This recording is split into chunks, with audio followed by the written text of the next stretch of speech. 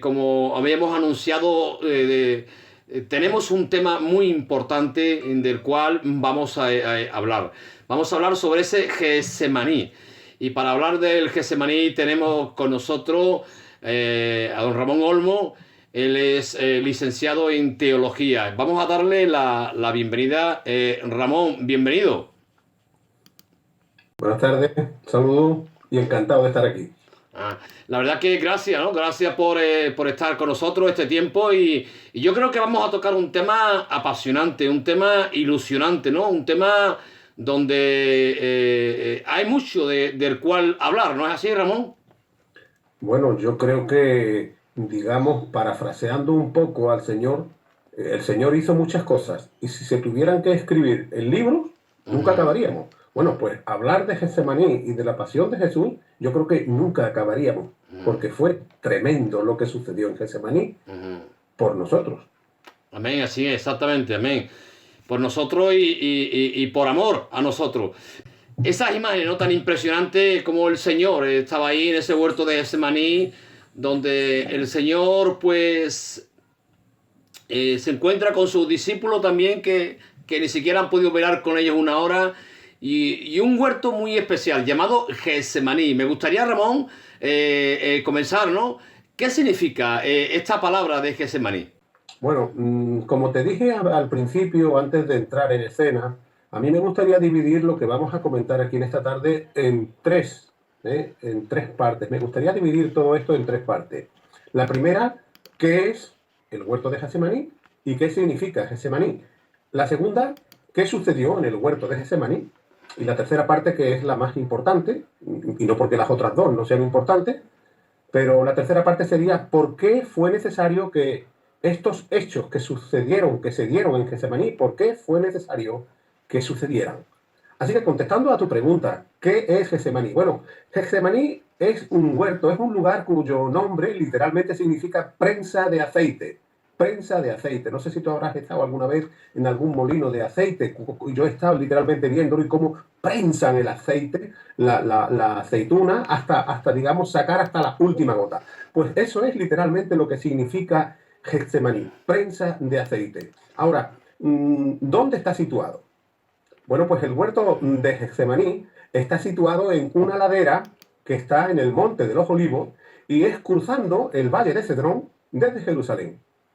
Es un huerto muy antiguo, tremendamente antiguo. Es un huerto de olivos muy antiguo y que, bueno, no solamente estaba desde tiempos antes del nacimiento de Jesús, sino que aún permanece hasta nuestros días. Y bueno, pues es un lugar, bueno, era un lugar muy frecuentado. El huerto de Getsemaní era un lugar muy frecuentado por Jesús y por sus discípulos. Eso podríamos verlo en Juan 18:2, creo que es. Y bueno, era frecuentado especialmente cuando el Señor iba a orar. Sería como si aquel lugar fuera su retiro espiritual donde Ujú. él, que lo hacía en cualquier parte, pero bueno, donde él se ponía a orar. Y bueno, los sucesos más importantes y más trascendentes en Getsemaní ocurrieron precisamente en la noche antes de que Jesús fuera crucificado, cuando Jesús fue traicionado por Judas Iscariote. Digamos que los cuatro evangelios describen los acontecimientos que pasó en aquella noche, pero bueno, cada uno de ellos tiene algunas variaciones. Por lo tanto, yo recomendaría, para que pudiéramos enterarnos literalmente y exactamente de todo lo que sucedió en Getsemaní, yo recomendaría bueno, que leyéramos, que se leyeran los cuatro evangelios, porque así se tendría una imagen más clara de todo lo que sucedió en aquella noche tan memorable, especialmente para nosotros, porque de ahí salió nuestra salvación. Ahora, ¿qué pasó? Sería la siguiente pregunta. ¿Qué pasó en Getsemaní? A ver, después de que Jesús y sus discípulos celebraron la Pascua, yo creo que cualquier lector del Nuevo Testamento sabrá que Jesús y sus discípulos se fueron al huerto. Y vemos que Jesús toma a tres, a Pedro, a Santiago y a Juan, y se apartó un poquito del resto de los discípulos y se fue a orar con ellos. Y bueno, aquí es cuando Jesús les dice a esos tres que oren, que velen, que la carne está ahí dando la lata, que oren para no entrar en tentación. Pero bueno, vemos que desgraciadamente estos discípulos se quedaron así como dormidos, ¿no? Y fíjate, Antonio, que por dos veces Jesús tiene que despertarles y tiene que recordarles que debían orar para que no cayeran en la tentación. Y bueno, poco después, fíjate, Antonio, que poco después, y en esa misma noche, tenemos un triste y penoso acontecimiento, un triste y penoso suceso, porque Pedro, el impetuoso Pedro, cae en la tentación, y no solo una vez, sino por 3 veces, cuando él, por 3 veces, insisto, bueno, pues niega conocer a Jesús. También vemos que Jesús, poco tiempo después, se separa un poquito de esos 3 discípulos y él mismo se va solo a orar. Y bueno, estando solo, por 2 veces pide a su padre y le dice: Padre, si es posible, si pudiera ser, quita de mí esta copa, quita de mí esto que voy a sufrir, si es posible. Y vemos que Jesús le dice: pero no sea mi voluntad, no sea lo que yo estoy sintiendo, lo que yo estoy queriendo, sino que sea tu voluntad. Y vemos como Jesús se somete a la voluntad del Padre. Sí, En aquel momento, Antonio, como dice en la Biblia, en Mateo 26, no recuerdo el versículo, dice que el alma de Jesús, él mismo lo dice: mi alma está muy triste hasta la muerte. Y bueno, fue justo en ese mismo instante que Dios le envía a un ángel para fortalecerle. Y fíjate tú que aquí este ángel aparece en Lucas. Por eso te decía que es muy importante, para tener un concepto claro de todo lo que sucedió allí en Getsemaní, que se leyeran los 4 evangelios. Exacto. Entonces, después de esa tristeza de Jesús, el Padre le envía un ángel para fortalecerle. Y bueno, pues después de esto vemos lo que sucedió, que fue que Judas Iscariote llega allí de buenas a primeras con una multitud de soldados, sacerdotes, fariseos, y llega con la única idea de arrestar a Jesús. Arrestar a Jesús. Sacerdotes, fariseos, soldados, para arrestar a Jesús. Y fue Judas quien lo traiciona. Y bueno, lo traiciona de la manera más vil, que se puede traicionar a una persona, con un beso. Exacto. Y eso fue terrible, Antonio. Eso tuvo que ser terrible para Jesús. Ver como uno de sus amigos, le traicionaba. Y bueno, fue terrible ese tipo de traición, porque fíjate que tú y yo y cualquier persona que nos está viendo, podemos besar por amistad, podemos besar por amor, podemos besar para darnos o para sellar un pacto que queramos hacer. Pero Judas besó por traición. Y con esto, Cookie, Antonio, podemos ver no solamente la tristeza que tenía Jesús, sino cómo estaría de corrompido el corazón de Judas. Y bueno, vemos que después de ese beso, de la traición, en todo aquel tumulto que se formó allí en el huerto de los olivos, bueno, pues vemos al impetuoso Pedro que toma una espada y de buenas a primera le corta la oreja al siervo, al criado, por decirlo así, Malco, de alguna ¿no? manera. A Malco. ¿Perdón? Del siervo Malco. Efectivamente, era el siervo del sumo sacerdote que se llamaba Malco, y cómo le corta la oreja. Y bueno, también vemos en esta situación que a raíz de ese incidente protagonizado por Pedro, Jesús no solamente reprende a Pedro, sino que milagrosamente es capaz de coger y colocarle la oreja a Malco, que se la había cortado literalmente de un tajazo con la espada. Y fíjate, Antonio, que es tremendamente sorprendente e increíble lo que voy a decirte ahora. Y es que después de que todos los que estaban allí presenciaran el milagro de la sanidad de Malco, le cortan la oreja y el Señor se la pone, no se hubiera producido ningún efecto en la multitud. No se hubiera producido. Eso es tremendo. Que después de haber contemplado la sanidad que hizo Dios a través de su Hijo, con la oreja de aquel siervo Malco no hubiera tenido ningún efecto en aquella multitud. Y bueno, es impresionante todo esto porque sucedió también algo que también es tremendo. Y es que, bueno, el ejército romano acostumbraba a hacer unos despliegues de poderío y de fuerza impresionantes. Vemos allí que aparecen el sumo sacerdote, los fariseos, los escribas y un montón de soldados que habían venido para prender a Jesús. Y ahí sucede algo que es realmente increíble. Y es que cuando preguntan, estamos buscando a Jesús Nazareno, a ver, que salga. Y Jesús da un paso al frente y dice, yo soy. Y cuando él dice, yo soy, Se caen todos. todos se cayeron patas arriba. Y se cayeron patas arriba porque cuando Jesús dijo, yo soy, estaba diciendo literalmente, mira, yo soy el que soy. Yo soy el eterno. Yo podría, lo mismo que os ha pasado porque os habéis puesto todos patas arriba, yo podría ahora mismo destrozaros, a masacraros en un momento.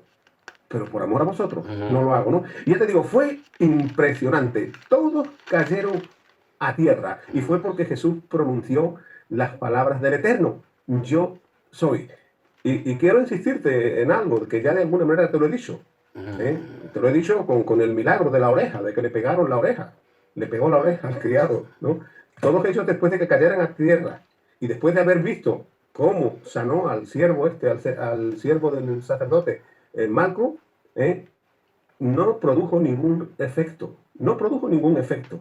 Entonces vemos que ahí es cuando le arrestan, arrestan a Jesús, y bueno, allí es cuando lo llevan a Poncio Pilatos, y ahí fue cuando ya empieza todo ya el calvario hasta llegar a la cruz. Pero fíjate, lo realmente triste, desde mi punto de vista, fue que los discípulos allí en el huerto de Getsemaní, estando muertos de miedo y temiendo por sus vidas, todos sus discípulos le traicionaron, le abandonaron. Algunos de nosotros y las personas muchas veces le echan la bronca a Judas porque Judas fue el traidor. No, Judas fue un traidor no arrepentido. Judas fue un traidor no arrepentido, pero tan traidor fue Pedro como Juan, como cualquiera de los otros apóstoles. Lo que pasa es que ellos sí tuvieron la dicha y la bendición de reconocer sus pecados, lo que no hizo Judas. Exacto. Entonces, todos los discípulos le abandonaron allí en Getsemaní. Y bueno, posteriormente ya todos los acontecimientos que partieron de Getsemaní, pues se dieron en la cruz. Y bueno, fíjate, Antonio, que quiero decirte algo que yo entiendo que es muy importante, que la pasión de Jesús ha sido representada, es decir, ha sido de tal envergadura lo que ha producido la pasión de Jesús en la humanidad, que esa misma pasión ha sido representada en música, en libros, en obras de teatro, a través de los siglos. Y me viene a la mente que desde que Juan Sebastián Bach escribiera sus dos magníficos oratorios, que por cierto están basados en el Evangelio, en los Evangelios, perdón, de Mateo y Juan, desde aquel día hasta el día de hoy, por ejemplo, con la película de la Pasión de Cristo, la historia de Jesús, la historia de lo que ha sucedido en Getsemaní, no ha parado de repetirse porque se ha ido contando una y otra vez lo que sucedió en aquella noche. Y por último, ya estoy acabando esta segunda parte, ya a partir de ahora ya podríamos comentar e interactuar más, ¿no? La historia de lo sucedido con Pedro, por ejemplo, porque vemos que Pedro le cortó la oreja al siervo, a Malco, como tú decías, hasta lo sucedido con Pedro y parte de lo sucedido allí en el huerto de Getsemaní ha influido hasta en nuestro propio lenguaje.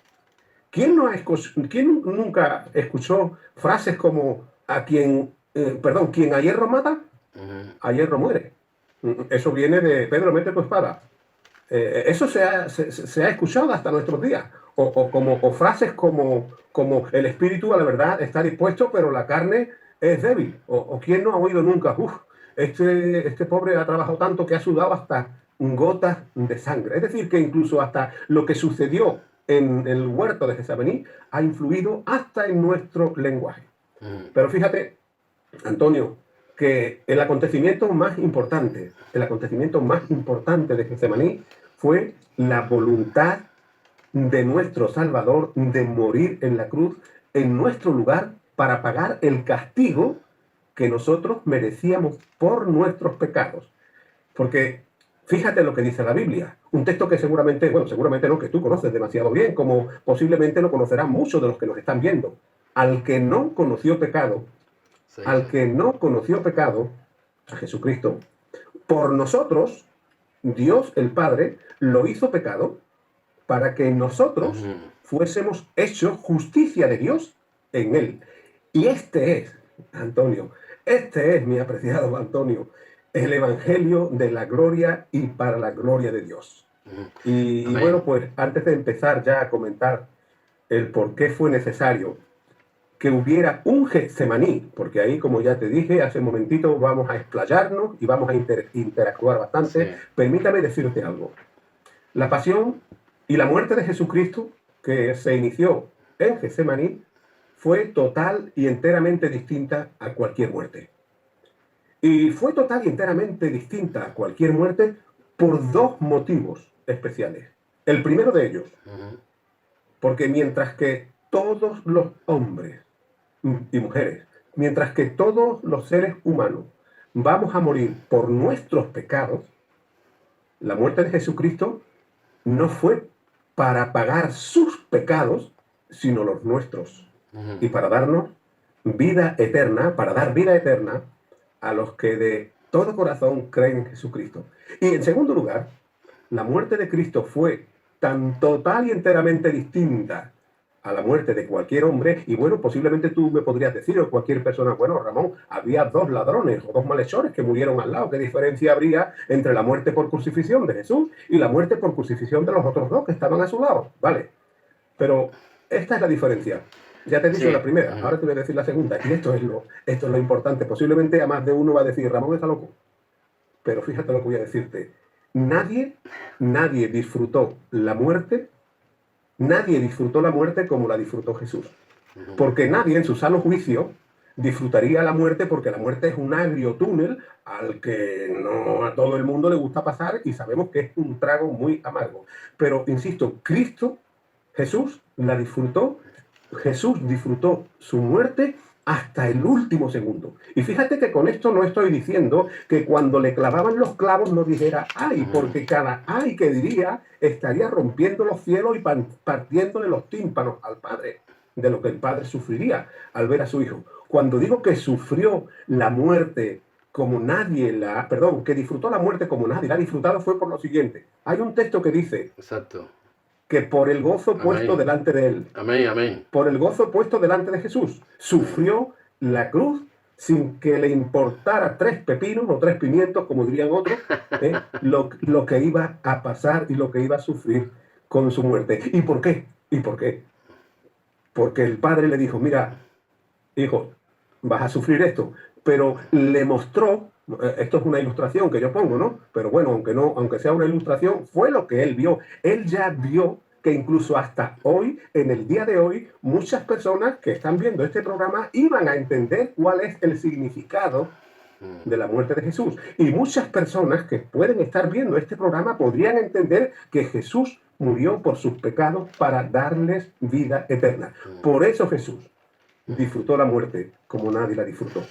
Así que bueno, me parece que comió lengua. Así que ahora vamos Amén.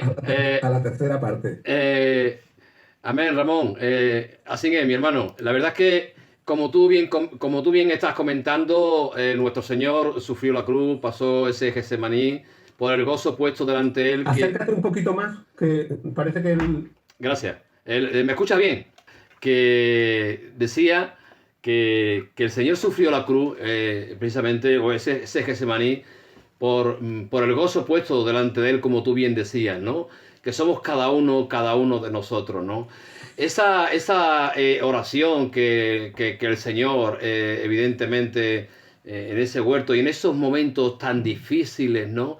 Lo que Él nos da ejemplo, como tú bien decías, ¿no? Y porque Él hace carne precisamente esa oración modelo, mas no se haga mi voluntad y hágase evidentemente la tuya, ¿no? El Señor nos da, ¿no? Ese ejemplo de no hacer su voluntad, sino hacer la voluntad del Padre. Y la voluntad del Padre es que Él pasase por ahí y que aprendiera la obediencia como hijo, evidentemente, ¿no? Me llama también la atención, como tú bien decías, ¿no? Como los discípulos pues se quedan dormidos. El Evangelio de Juan nos dice que se quedan dormidos de tristeza. De tristeza se quedan dormidos y parecían que estaba ya un poco desilusionado, un poco previniendo por todo lo que el Señor anteriormente ya les había estado anunciando de que se acercaba su hora, ¿no? Y en ese pasaje de Mateo, en el cual hemos estado, los evangelios sinópticos, evidentemente nos hablan de todo lo que el Señor nos dice, ¿no? Pero a mí hay algo que me agrada, ¿no? Me afianza aún más la fe en todo lo que tú has relatado y lo que nos relata la palabra, ¿no? Porque dice precisamente en ese evangelio de Mateo, en el capítulo 26, versículo 54, dice, pero como entonces se cumplirán las escrituras de que es necesario de que así se haga. Era necesario de que así se hiciese para que se cumpliese la escritura. Vemos la fidelidad de la palabra de nuestro Señor y de nuestro Dios. Ramón, antes de continuar, hay aquí una pregunta que tenemos. Hay aquí una pregunta de una de las personas que nos están viendo que me gustaría, si es posible, Ramón, si tú la pudiese contestar brevemente, porque tenemos mucho de qué hablar y el tiempo vuela y va rápido, pero tenemos aquí una pregunta, ¿no? Y dice lo siguiente, Carmen Caballero nos pregunta, bueno, si Jesús estaba solo, ¿cómo se supo lo que le dijo a su padre? ¿Estaba solo? ¿Quién escuchó lo que dijo? Bueno, ¿cómo se sabe? Pues por la sencilla razón de que si nos damos cuenta de que cómo se escribió la escritura, cómo se escribió la palabra de Dios, dice que los santos, que los hombres de Dios hablaron siendo inspirados por el Espíritu Santo. Voy a decir algo que no tiene que ver con esto. ¿Cómo supo Moisés si él no estuvo en la fundación del mundo, del universo? ¿Cómo supo que estaba allí? Pues por inspiración divina. Exacto. ¿Cómo supo esto? ¿Cómo supo esto el evangelista? Pues por inspiración divina. Yo no sé cómo lo supo, literalmente, pero sí puedo decirte que fue por el soplo del Espíritu Santo que se lo reveló. Así que, evidentemente, ¿no? Yo considero que el Señor reveló, el Espíritu Santo es el que revela todas las cosas, ¿no? Y yo creo que al comenzar también el programa tú decías, ¿no? El Señor es el que nos ha permitido que se escriban todas las cosas, ¿no? Tenemos que pasar rápidamente, Ramón, a esa tercera pregunta. ¿Por qué fue necesario que el Señor... Bueno, antes que nada, ¿no? Decir que la presa del Getsemaní, bueno, aquí en Jerez de la Frontera tenemos en el Alcázar de Jerez una presa impresionante, que yo creo que tú la conoces también. Sí. La hemos visto y la verdad es que sí, ¿no? Presa del aceite porque es donde se va a sacar lo puro de la oliva, el mejor ungüento, la esencia se saca de esa presa del aceite y vemos como el trato de nuestro Dios con su Hijo va a sacar en esa presa del aceite, va a sacar lo mejor, la esencia, lo más puro. Ramón, ¿por qué fue necesario de que pasase el Señor por ese huerto de Getsemaní? Ahí nos faltarían horas. Bueno. Faltarían horas y horas para eso. Pero bueno, tenemos que remontarnos para ir a los orígenes. Tenemos que remontarnos a la creación. Dios crea al ser humano, al hombre y a la mujer, y Dios le pone unos estatutos. Todos conocemos la historia del comienzo de la humanidad, de la primera pareja humana. El hombre cayó en el pecado, ¿no? El hombre cayó en el pecado.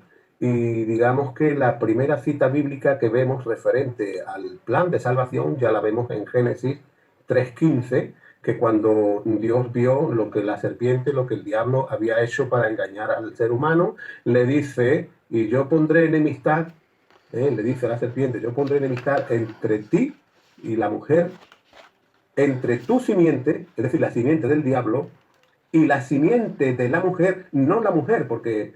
voy a abrir un paréntesis aquí. Muchas veces vemos en la religión mayoritaria de nuestro país y de otros muchos países del mundo que se representa a María como aplastándole la cabeza. a la serpiente. Y no es así. El Señor dijo a la serpiente, al diablo, yo pondré enemistad entre ti y la mujer, entre tu simiente, es decir, la simiente del diablo, y la simiente de la mujer. Esta, es decir, la simiente de la mujer, ¿quién fue la simiente de la mujer? Jesús. Dice, esta te partirá la cabeza. Y claro, ¿cuándo le partió la cabeza el Señor a Satanás para deshacer sus obras? Pues la verdad que le partió la cabeza cuando venció, cuando Jesús venció y destrozó y deshizo todas las obras del diablo. Ahí sería el comienzo de nuestra redención. Ahí se iniciaría, ahí fue cuando Dios de alguna manera puso en marcha toda la maquinaria de la salvación del hombre, a partir de Génesis 3:15. Amén, amén.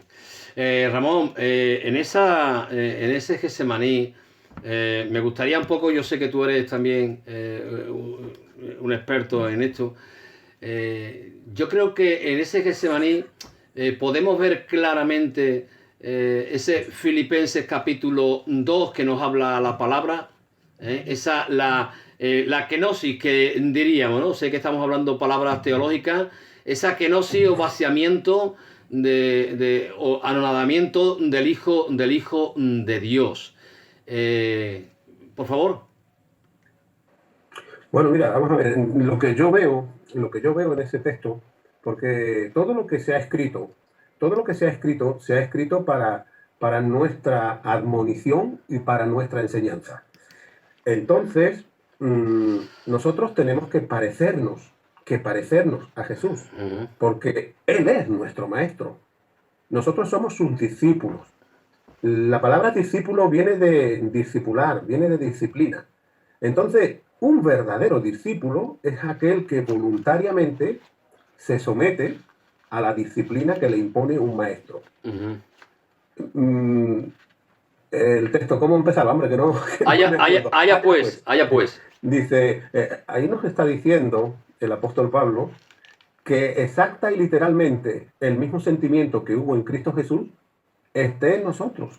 Y nos dice, haya pues en vosotros el mismo sentir, los mismos sentimientos que hubo en Cristo Jesús, el cual siendo Dios, no estimó el ser como Dios como cosa a que aferrarse, sino que se despojó hasta lo sumo, al máximo, y se hizo obediente hasta la muerte, y muerte de cruz.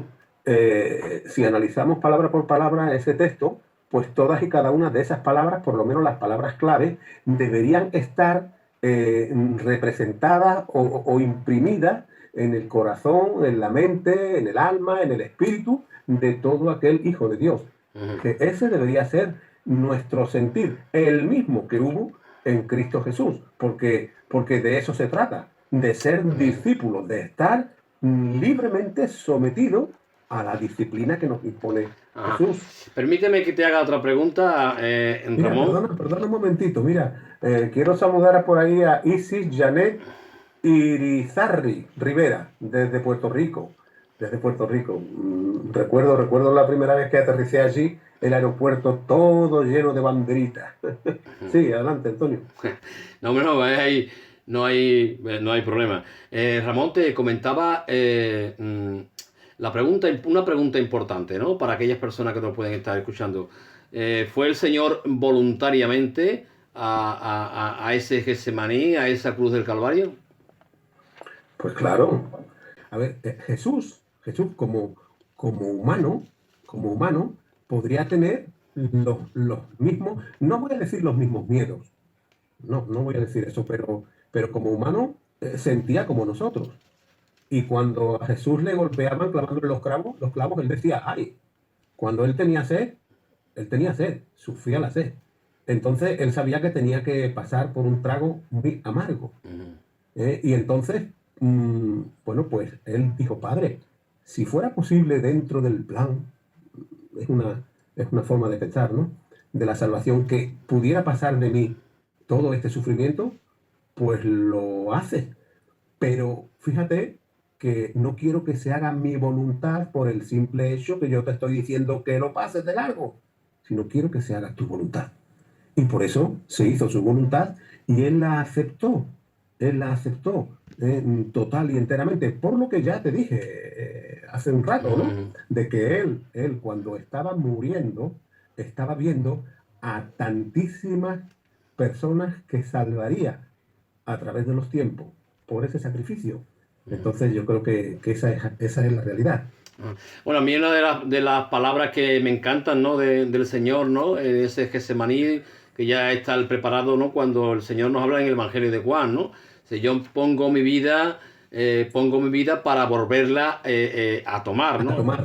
El Señor lo dice, yo pongo mi vida voluntariamente, yo quiero agradar a mi Padre, ¿no?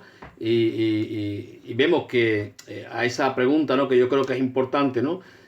Que Él la pone para volverla a tomar. Nadie me quita la vida. Yo de mí mismo la pongo. Eh, volviendo, Ramón, a esa pregunta. Mira, perdona, Sí, porque esto que tú has dicho es muy interesante. Mira, claro. nadie me quita la vida. Es que nadie le quitó la vida. Ujú. Porque quién le va a quitar la vida al Señor de la vida? Nadie se la puede quitar.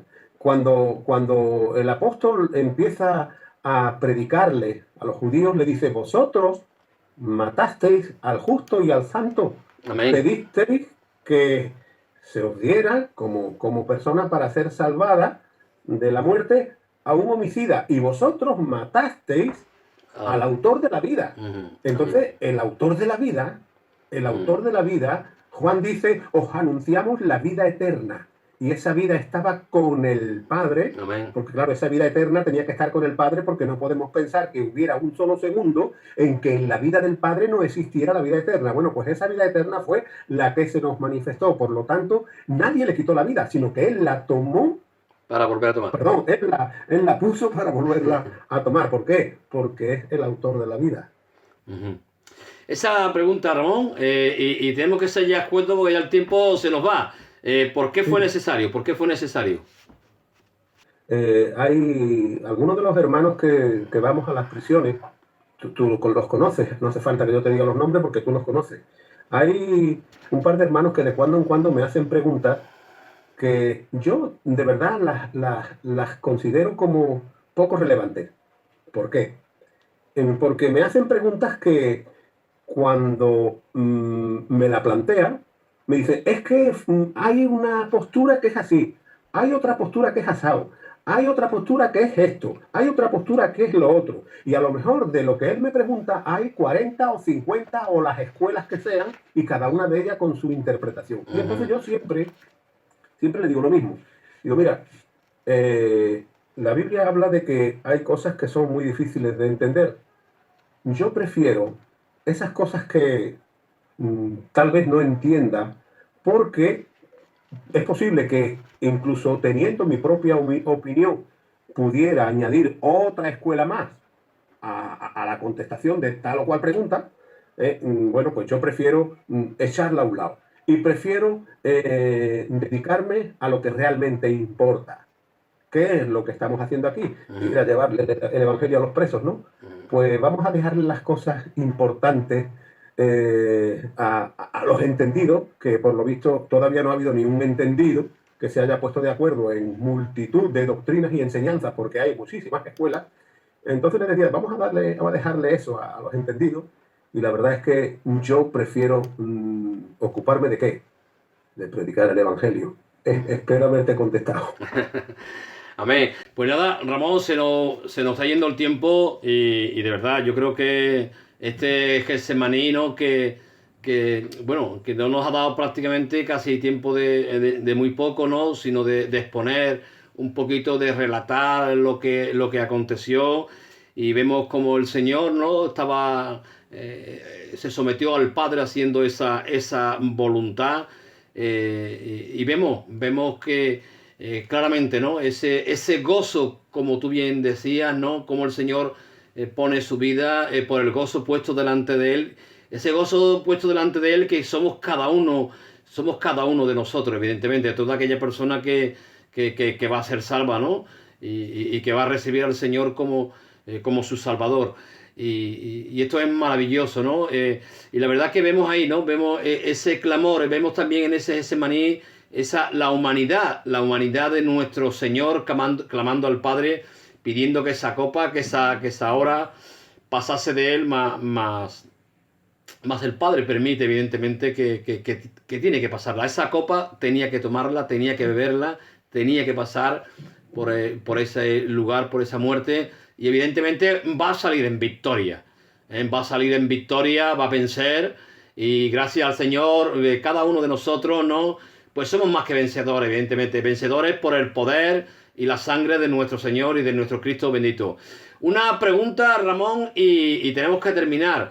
¿Podía alguien haber sustituido a Jesús en ese momento?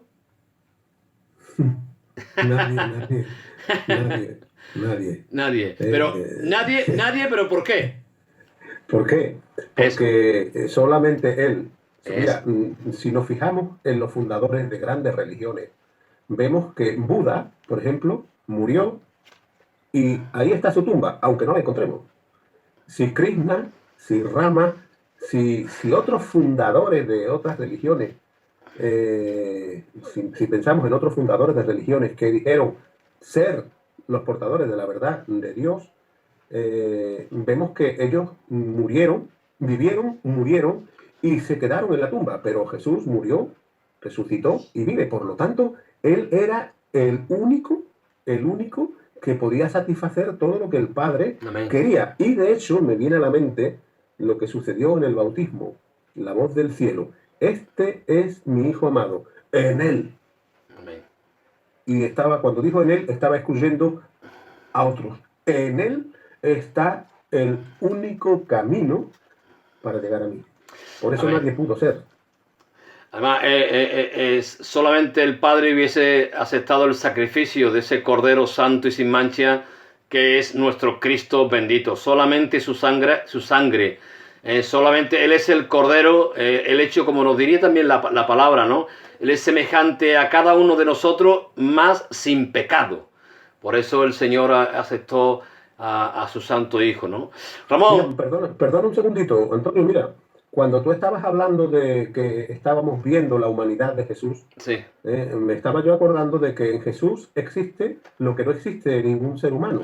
Y es que en Jesús estaba lo que conocemos en teología como la unión hipostática.